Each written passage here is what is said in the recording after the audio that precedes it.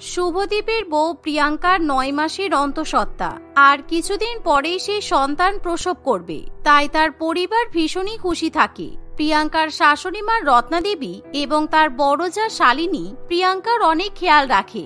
যেহেতু পরিবারে প্রথম বাচ্চা আসছে, তাই সবাই প্রিয়াঙ্কাকে মাটিতে পা রাখতে দেয় না। তাকে তার শাশুড়ি মা নিজে হাতে খাবার খাইয়ে দেয়, এমনকি তার বড় যা প্রিয়াঙ্কার সব কাজ করে দেয়। তাই প্রিয়াঙ্কা এখন শুধু সারাদিন খাটের উপর শুয়ে শুয়ে আরাম করে। এভাবেই কিছুদিন কাটে, আর হঠাৎই একদিন প্রিয়াঙ্কার পেটে ভীষণ পরিমাণে ব্যথা শুরু হয়। তাই সবাই মিলে তাকে নিয়ে হসপিটালে পৌঁছায়। কনগ্রাচুলেশন, আপনাদের বাড়ির বৌমা একটা ফুটফুটে পুত্র সন্তানের জন্ম দিয়েছে। আপনাদের অসংখ্য অসংখ্য শুভেচ্ছা। ডাক্তারবাবুর এরকম সুসংবাদ শুনে পরিবারের সকলে আনন্দে নাচতে শুরু করে। আর কয়েক ঘন্টা পর সবাই মিলে প্রিয়াঙ্কার সঙ্গে গিয়ে দেখা করে। প্রত্যেকে প্রিয়াঙ্কার সন্তানকে কোলে নিয়ে আদর করতে থাকে। এভাবে কিছুদিন হসপিটালে থাকার পর প্রিয়াঙ্কা এবং তার প্রথম সন্তানকে সবাই বাড়িতে ফিরিয়ে নিয়ে আসে। প্রিয়াঙ্কা, আমি কিছুদিন ধরে দেখছি তুমি কিছুতেই ভালো মতো খাওয়া দাওয়া করছো না। তুমি যদি ভালো করে খাওয়া দাওয়া না করো, তাহলে তোমার বাচ্চাও তো অপুষ্টিতে ভুগবে। কারণ তোমার বাচ্চা এখন দুধ খায়, তাই তোমাকে ভালো মন্দ খাবার খেতে হবে, যাতে তোমার বাচ্চা সুস্থ থাকে। তুমি বেশি জ্ঞান দিও না তো দিদি। এমনিতেই 9 মাস ধরে আমি প্রেগনেন্ট ছিলাম বলে অনেক হাবিজাবি খাবার খেয়েছি, আর তোমরা সবাই মিলে আমাকে জোর করে অনেক বেশি করে কার্বোহাইড্রেট খাইয়ে দিয়েছো। সুতরাং এখন আমি নিজেকে আয়নায় দেখতে পারি না, কারণ আমি অনেক মোটা হয়ে গেছি। তাই আমি এখন ডায়েট করব, যাতে আমি আবার আগের মতো রোগা হতে পারি। প্রিয়াঙ্কার এমন কথা শুনে শালিনী খুবই অবাক হয়। প্রিয়াঙ্কা, এরকম কথা বলতে নেই, কারণ এখন তোমার জীবন শুধু তোমার একার নয়।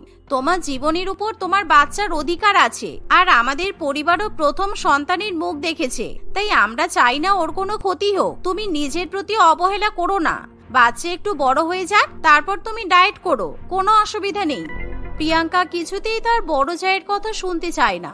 সে প্রত্যেক দিনই কম পরিমাণে খাবার খেয়ে ডায়েট করতে শুরু করে। সেই সাথে প্রিয়াঙ্কা তার বাচ্চার দিকে কোনো খেয়াল রাখে না। তার শাশুড়ি মেয়ে এবং বড় যা দুজনে মিলে তাদের পরিবারের প্রথম সন্তানকে তুলোয় রেখে মানুষ করে। এভাবেই কিছুদিন কাটে, আর একদিন প্রিয়াঙ্কা একটা ছোট ড্রেস পরে সেজে গুজে বাড়ি থেকে বাইরে বেরোবে। এমন সময়, কি ব্যাপার বৌমা, তুমি এরকম সেজে গুজে কোথায় যাচ্ছ? আর তোমার ছেলে কোথায়? তোমাকে বললাম ছেলেকে একটু সুন্দর করে ঘুম পাড়িয়ে রাখতে, কিন্তু তুমি সেজে গুজে এখন ঘুরতে বেরোচ্ছ। উফ মা, আমার কি নিজস্ব লাইফ নেই? সবসময় আপনি না হলে আপনার বড় বৌমা আমাকে জ্ঞান দিতে চলে আসে। আর আপনার নাতি ভীষণ কান্নাকাটি করছিল, তাই আমার অসহ্য লাগছিল। সেই জন্য আমি ওকে বড়দির কাছে দিয়ে এসেছি। এখন আমি পার্টি করতে যাচ্ছি। পার্টি করতে যাচ্ছ মানে? কিসের পার্টি? আরে আমাদের ফ্যামিলিতে প্রথম বাচ্চা হয়েছে, তাই আমার বন্ধুরা একটা পার্টি রেখেছে। আজকে আমাকে পার্টি করতে যেতেই হবে। আমার বান্ধবীদের মধ্যে যখন প্রথম কেউ মা হয়, তখন আমরা সবাই মিলে একসঙ্গে সেলিব্রেট করি, তাই আমাকে আটকাবেন না। আর হ্যাঁ, রাত্রিবেলা কিন্তু আমার বাড়ি ফিরতে লেট হবে। কিন্তু তোমার বাচ্চাকে আজকে ডাক্তার দেখাতে নিয়ে যেতে হবে। আর তুমি তো ভালো করেই জানো যে মা ছাড়া ডাক্তারবাবু সন্তানের চেক আপ করতে চায় না। তাহলে এবার কি হবে? তোমাকে আজকে কোথাও যেতে হবে না। একদম বেকার কথা বলবেন না। ওর ঠাকুমা আছে, জেঠিমা আছে, তাই মায়ের দরকার পড়বে না। আমি এখন চললাম। এই বলে প্রিয়াঙ্কা পায়ে হাই হিল পরে বন্ধুদের সঙ্গে পার্টি করতে বেরিয়ে পড়ে। অন্যদিকে সারাদিন রত্নাদেবী এবং শালিনী দুজনে মিলে প্রিয়াঙ্কার সন্তানের খেয়াল রাখে। এমনকি তারা দুজনে মিলে প্রিয়াঙ্কা ছেলেকে ডাক্তারবাবুর কাছে নিয়ে যায়। কিন্তু সেখানে যাওয়ার পর ডাক্তারবাবু তাদেরকে একটা পেপারে সিগনেচার করতে বলে। ডাক্তারবাবু, আমি এই পেপারে সিগনেচার করে দিচ্ছি, কারণ আমি এখন ওর মা। এই বলে শালিনী সেই পেপারে সিগনেচার করে দেয়, আর ডাক্তারবাবু সেই বাচ্চাটির চিকিৎসা করতে শুরু করে। আপনাদের পরিবারের প্রথম সন্তান কোথায় খেয়ে দিয়ে আদরে যত্নে গবলু গবলু হয়ে উঠবে তা নয়, বাচ্চাটা একদম রোগা শুকনো কাঠি হয়ে গেছে। ওকে ভালো করে খেতে দেন না নাকি?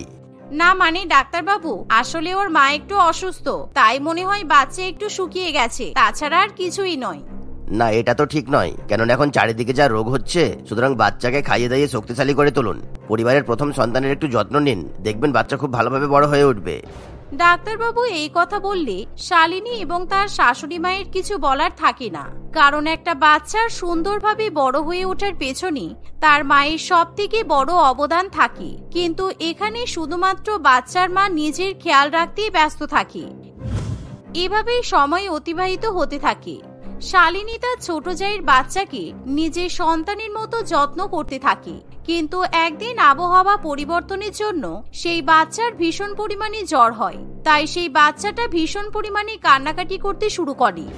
দিদি, তুমি আমার বাচ্চাকে ভালো করে তৈরি করিয়ে দাও তো। কালকে আমি আর বিজয় শপিং মল থেকে ওর জন্য দামি দামি জামা কাপড় নিয়ে এসেছি, তুমি ওকে সেই জামা কাপড়গুলো পরিয়ে দাও। ওকে এখন ভারী ভারী জামা কাপড় পরানো যাবে না। আর এখন তুই বাচ্চাকে নিয়ে কোথায় যাবি? বাবুর ভীষণ জ্বর হয়েছে, ওকে নিয়ে এখন বাইরে বেরোস না, ওর শরীর আরো খারাপ করবে। তুই আজকে বাড়িতেই থাক আর বাবুর ভালো করে খেয়াল রাখ। শোনো, ছেলেটা আমার, তোমার নয়, তাই তুমি ওর ব্যাপারে বেশি কথা বলো না। আমাদের পরিবারের প্রথম বেবি হয়েছে, আর সেই বেবি আমি পরিবারকে গিফট করেছি, তাই তোমাকে যা বলছি তুমি তাই করো। আজকে আমার বিজয়ের আর আমাদের পরিবারের ফার্স্ট বেবির ফটোশুট আছে, কারণ আমি একটা বেবি ক্যালেন্ডার তৈরি করব, তাই তোমরা ওকে তৈরি করে দাও। প্রিয়াঙ্কা এভাবেই শাশুড়ি মায়ের সামনে বড় জাকে একেবারে চুপ করিয়ে দেয়। তাই শালিনীর কিছু করার থাকে না। তবে শালিনী যখন প্রিয়াঙ্কার ছেলেকে ভারী ভারী জামা কাপড় পরাতে শুরু করে, তখন প্রিয়াঙ্কার বাচ্চা ছেলে ভীষণই কাঁদতে শুরু করে। বাবারই একেবারে অসহ্য, আমার বাচ্চা হয়ে এত কান্নাকাটি করে কেন কি জানি। যাই হোক, তাড়াতাড়ি ফটোশুট করে এসে আবার একে দিদির কাছে দিয়ে দেব, দিদি ওকে চুপ করিয়ে দেবে। এই বলে প্রিয়াঙ্কা এবং বিজয় তাদের ছেলেকে নিয়ে গাড়ি করে ফটোশুট করার জন্য বেরিয়ে পড়ে। কিন্তু দুঃখের বিষয়, প্রিয়াঙ্কা তার বাচ্চার ওষুধ খাবার কিছুই সঙ্গে করে নিয়ে আসে না। তাই ক্ষণে ক্ষণে প্রিয়াঙ্কার বাচ্চা আরো বেশি করে কান্নাকাটি করতে শুরু করে। এভাবেই দেখতে দেখতে তারা যখন স্টুডিওতে গিয়ে পৌঁছায়, তখন তারা ফটোশুট করার জন্য ব্যস্ত হয়ে ওঠে। কিন্তু ইতিমধ্যে প্রিয়াঙ্কার ছেলের শরীর আরো বেশি খারাপ করে। এই পারমিতা, তাড়াতাড়ি এদিকে এসো তো, যে কটা ফটো তুলেছি সে কটা ভালো করে এডিট করে আমাকে পাঠাবে, কেমন? আর হ্যাঁ, দেখো তো আমার বাচ্চা এত কান্নাকাটি করছে কেন, তুমি একটু কোলে নিয়ে চুপ করানোর চেষ্টা করো। এই বলে প্রিয়াঙ্কা তার বাচ্চাকে পারমিতার কোলে দিয়ে দেয়।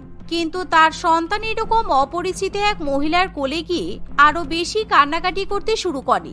কিন্তু তখনই প্রিয়াঙ্কার শাশুড়ি মা এবং বড় যা গাড়ি নিয়ে সেই স্টুডিওতে এসে পৌঁছায়, কারণ তারা সাথে করে প্রিয়াঙ্কা ছেলের জন্য ওষুধ এবং খাবার নিয়ে আসে। প্রিয়াঙ্কা, তুমি যে এতটা অসভ্য আর কেয়ারলেস আমি জানতাম না। নিজের বাচ্চার ওষুধ খাবার দাবার সবকিছু নিয়ে আসতে ভুলে গেছো।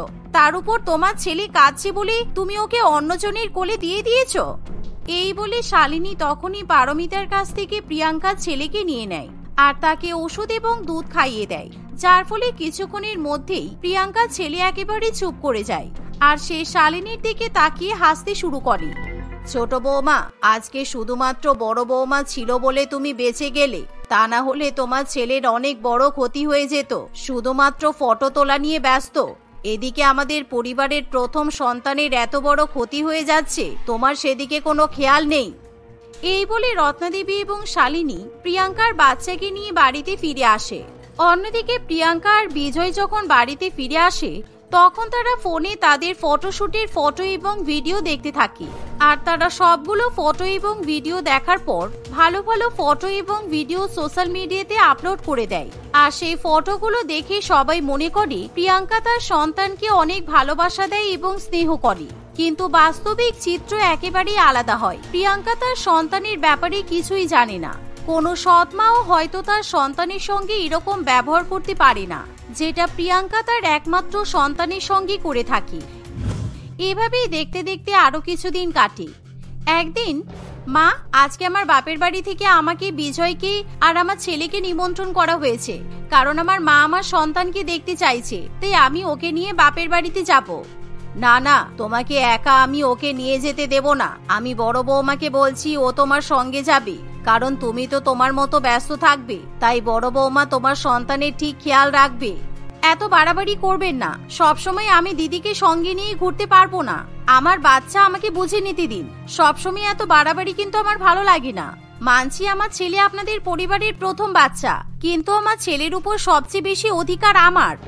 এই বলে প্রিয়াঙ্কা তার ছেলেকে শাশুড়ি মায়ের কোল থেকে কেড়ে নিয়ে কিছুক্ষণের মধ্যেই বিজয়ের সঙ্গে বাপের বাড়িতে গিয়ে পৌঁছায়। সেখানে যাওয়ার পর প্রিয়াঙ্কা তার মায়ের সঙ্গে গল্প করতে শুরু করে দেয়। অন্যদিকে তার ছেলে খাটের এক কোণায় পড়ে থাকে, কিন্তু অনেকক্ষণ ধরে প্রিয়াঙ্কা তার ছেলের কোনো রকম আওয়াজ শুনতে পায় না। তাই প্রিয়াঙ্কা এবং তার মা ঘরে গিয়ে দেখে খাটের উপর প্রিয়াঙ্কার ছেলে শুয়ে নেই। যা দেখে প্রিয়াঙ্কা খুবই ভয় পেয়ে যায়। এ কি মা, আমার ছেলে কোথায় গেল? বাবু কি রে? আমার ছেলের যদি কিছু হয় আমার শাশুড়ি মা আর বড় জামাকে মেরে ফেলবে, কারণ ও আমাদের পরিবারের প্রথম সন্তান।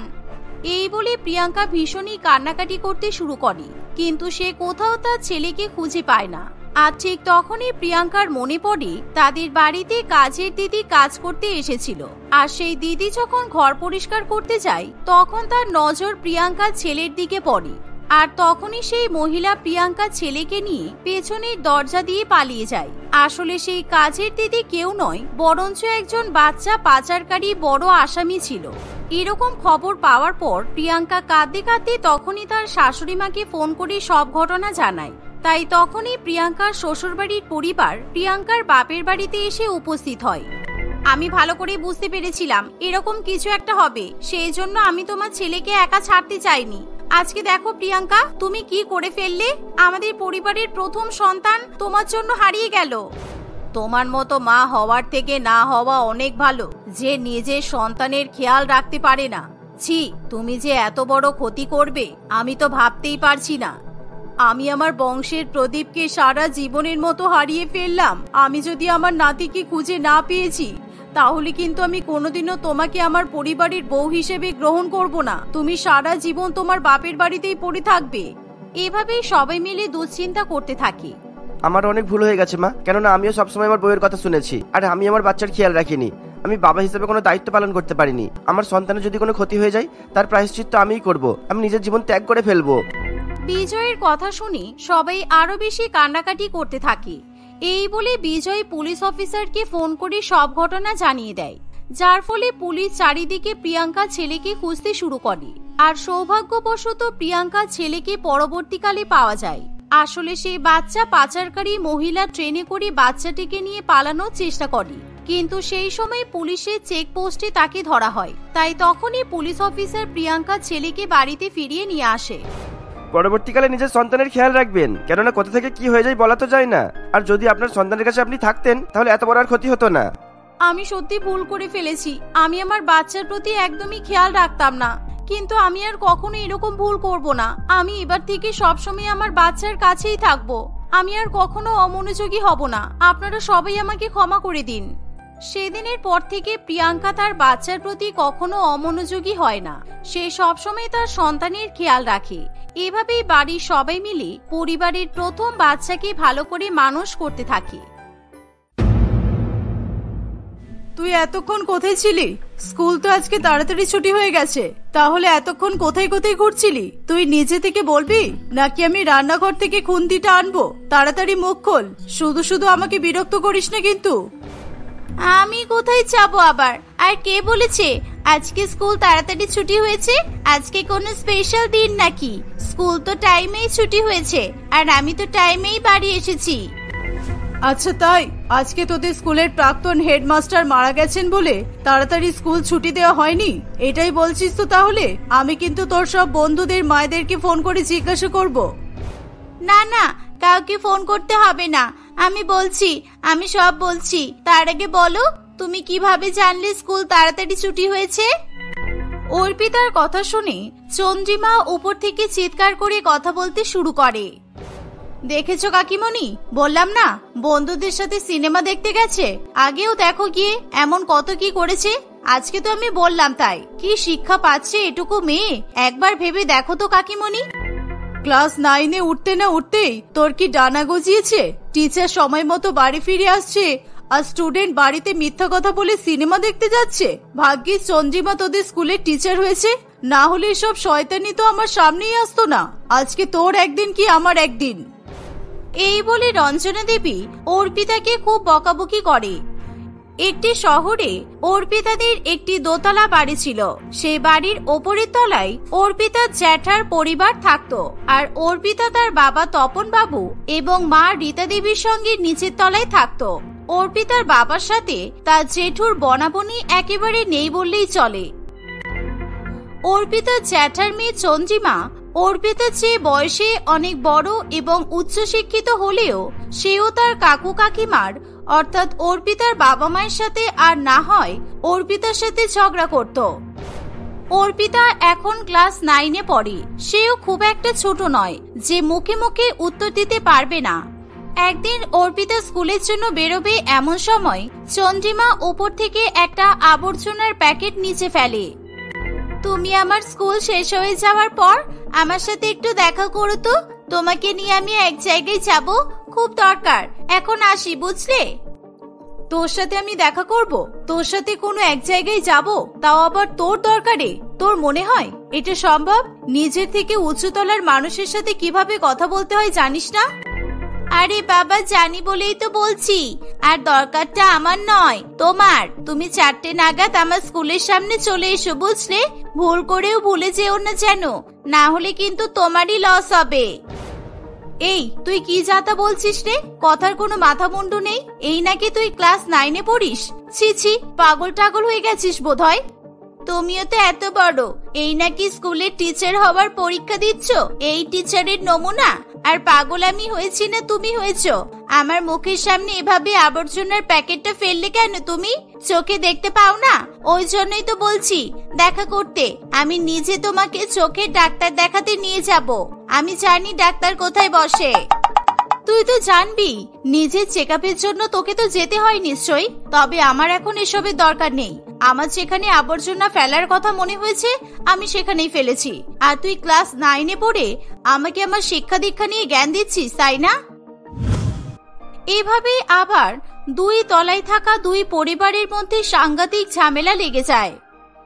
এভাবে আবার ঝগড়া লাগিয়ে স্কুলে পালিয়ে গেলি, তাই তো? পালা পালা, তুই কতদিন পালাবি? তারপর তো আমি তোর ক্লাস টিচার হয়ে তোদের স্কুলে যাব। তারপর দেখবো স্কুলের টিচারের সাথে এক বাড়িতে থেকে কেমন করে তুই ঝামেলা এড়িয়ে যাস। অর্পিতা আর কথা না বাড়িয়ে স্কুলে চলে যায়। স্কুলে যেতেই তার চোখ মুখের অবস্থা দেখে তার বন্ধুরা বুঝতে পারে অর্পিতার বাড়িতে আবার কিছু একটা হয়েছে। তারা সবাই তাকে সান্ত্বনা দিতে এগিয়ে আসে।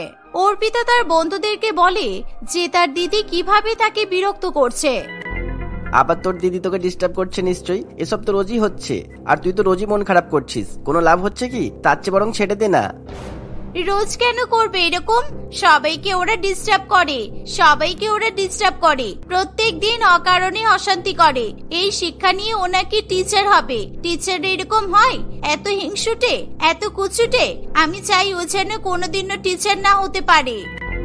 এসব কথা বলিস না। ও টিচার হয়ে চাকরি করতে বাড়ির বাইরে বেরোলেই তো তোর সুবিধা। যত কম বাড়িতে থাকবে তত কম তোদের জ্বালাবে। চাকরি না হওয়ার কথা না বলে উপরওয়ালাকে বল যেন তাড়াতাড়ি চাকরিটা হয়ে যায়। এই একটা কথা তুই একদম ঠিক বলেছিস। তাহলে আমি স্কুলে এসে শান্তিতে থাকবো, আর আমার বাবা মাও বাড়িতে থেকে শান্তি পাবে। জেঠু জেঠিমা ঝগড়া না করলেও দিদি ভাই ইচ্ছে করে ঝগড়া করে, সেটা তো অন্তত বন্ধ হবে। এভাবে অর্পিতা এবং তার বন্ধু বান্ধবরা নানান রকমের আলোচনা করতে থাকে। দেখতে দেখতে বেশ কয়েকদিন কাটে। অর্পিতা একদিন স্কুলে যাওয়ার সময় দেখে চন্দ্রিমাও তৈরি হয়ে বেরোচ্ছে। অর্পিতা তাকে যতই পাশ কাটিয়ে যেতে চায়, চন্দ্রিমা ততই অর্পিতার পেছন পেছন চলতে থাকে। অর্পিতা স্কুলে যাওয়ার জন্য যেই পাশে ওঠে, চন্দ্রিমাও সেই পাশেই ওঠে। কিছুক্ষণ এমন চলার পর অর্পিতা ভীষণ রেগে যায়। তুমি কি বাইরেও আমাকে শান্তি দেবে না? তুমি কেন আমার পেছন পেছন ঘুরছো বলো তো? আমার কিন্তু ভীষণ রাগ হচ্ছে। আমি কেন তোর পেছন পেছন ঘুরতে যাব? বরং তুই আমার সামনে সামনে থেকে আমাকে বিরক্ত করছিস। আমি আমার কাজে যাচ্ছি, তোকে আমি বিরক্ত করছি না। নিজেকে হিরোইন ভাবা বন্ধ কর। এই কথা শুনে অর্পিতা খুবই রেগে যায়। কিছুক্ষণ পরে সে বাস থেকে নেমে স্কুলের দিকে হাঁটতে থাকে। তখনও সে দেখে চন্দ্রিমা তার পেছন পেছন আসছে, কিন্তু সে আর পেছনে ঘুরে দেখে না। অর্পিতার খুব রাগ হলেও সে আর কিছু না বলে ক্লাসে চলে যায়। ক্লাসে গিয়ে সে সব কথা তার বন্ধুদের বলে। তারাও অর্পিতার কথা শুনে খুবই বিরক্তি বোধ করে। তার কথা শুনে তার বন্ধুরাও খুব রেগে যায়। আমাকে ডিস্টার্ব করার এত ইচ্ছা যে আমাকে পুরো স্কুল পর্যন্ত ফলো করতে করতে এসেছে। কাজবাজ না থাকলে যা হয় আর কি, চাকরিটা পেয়ে গেলেই শান্তি পায়। উপরবেলা করে যেন অন্য শহরে চাকরি পায়, তাহলে আমার চোখের সামনে থাকবে না। তুই তো ঠিকই বলেছিস অর্পিতা। তোকে ফলো করতে করতে আমাদের ক্লাসেও ঢুকে গেছে। কি সাংঘাতিক অবস্থা! এরকম জ্বালাই তোকে না দেখলে তো বিশ্বাসই করতে পারতাম না। তোর দিদিটা কি সাংঘাতিক রে অর্পিতা। অর্পিতার কথা শেষ হওয়ার আগেই তাদের নতুন ক্লাস টিচার সেখানে চলে আসে। তুমি এখানেও চলে এসেছো? কি চাওটা কি তুমি? এভাবে কেন আমাকে ফলো করছো? আমি আজকেই হেডমাস্টারকে বলছি, দাঁড়াও। বাড়িতেও জ্বালাবে, রাস্তাতেও জ্বালাবে। আমি আজকেই মা বাবাকে বলবো। অর্পিতার কথা শুনে সারা ক্লাসে হইচই শুরু হয়ে যায়। সবাই শান্ত হয়ে বসো। আজ থেকে আমি তোমাদের নতুন ক্লাস টিচার। আমাকে নিয়ে কারোর কোনো সমস্যা থাকলে সেই ক্লাসের বাইরে নীল ডাউন করে দাঁড়িয়ে থাকবে। আমাকে প্রত্যেকে আপনি করে বলবে। আমি কারোর বন্ধু বান্ধব নই যে আমাকে তুমি করে বলবে। কি ক্লাস টিচার? আমাদের স্কুলেই তোমাকে চাকরি পেতে হলো, তাও আবার আমাদেরই ক্লাসে? এ কি অশান্তি শুরু হলো রে বাবা। এবার তো দেখছি এ আমাকে বাড়িতেও জ্বালাবে আর স্কুলেও জ্বালাবে। তুই চিন্তা করিস না অর্পিতা, আমরা তো সবাই থাকবোই। তোর দিদি মানে সরি আমাদের নতুন ক্লাস টিচার তোকে বেশি বিরক্ত করতেও পারবে না। ময়ূক কিংবা বাকি কোনো বন্ধুর কথাতেই অর্পিতার শান্তি হয় না, কারণ সে তার দিদিকে ভালো করেই জানতো। এখন বাড়িতেও তাকে সতর্ক থাকতে হবে, না হলে পরীক্ষার খাতায় তার অসতর্কতার রেজাল্ট দেখতে পাওয়া যাবে। এভাবে আরো বেশ কয়েকদিন কাটে। একদিন অর্পিতা নিজের ঘরে তার বান্ধবীদের সাথে কথা বলছে, এমন সময় নতুন ম্যাডামটা খুব রাগী। তুই আবার ওনার সাথে এক বাড়িতেই থাকিস তো? এরকম রাগী আমার দিদি হলে আমি বাড়ি ঘর স্কুল সব ছেড়ে দিতাম। ম্যাডামের চোখ দেখলেই আমার ভয় লাগে। ওকে আমি ছোট থেকে দেখছি, ওর মতো শয়তান মেয়ে দুটো হয় না। ও ভেবেছে আমার স্কুলে আমার ক্লাসে পড়িয়ে ও আমাকে ভয় দেখিয়ে দমিয়ে রাখবে। ওটা আমি হতে দিচ্ছি না। অর্পিতার কথা শুনে অর্পিতার বাবা মিহির বাবু সেখানে চলে আসে। এই আবার কি কথা মা? যতই হোক তোর স্কুলের শিক্ষিকার ব্যাপারে কেউ এইসব কথা বলে? তোকে আমরা এই শিক্ষা দিচ্ছি? আর তাছাড়া তার আগে তো ও তোর দিদি, নিজের দিদিকে এইভাবে বন্ধুদের সামনে অপমান করতে নেই মা।